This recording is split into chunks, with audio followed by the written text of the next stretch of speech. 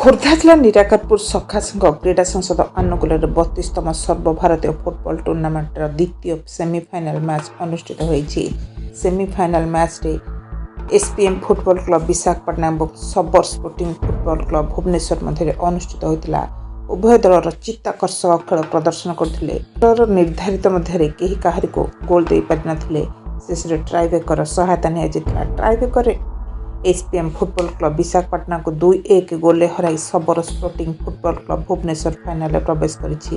तेबे गतकाली मैच रे मुख्य अतिथि भाव कांग्रेस नेता पृथ्वीवल्लभ पट्टनायक जोग दैथिबा बेले सम्मानित अतिथि भाव आईनजीवी शिशिर परिडा, इंजीनियर विश्वजित पट्टनायक, अवसरप्त कैप्टेन विजय बलियार सिंह प्रमुख उपस्थित खेलाड़ी को उत्साहित करथिले। सखा संघ क्रीड़ा संसद पक्षर उभय दलर 2 जन श्रेष्ठ खेलाड़ी को ट्रॉफी प्रदान करा जायतिला।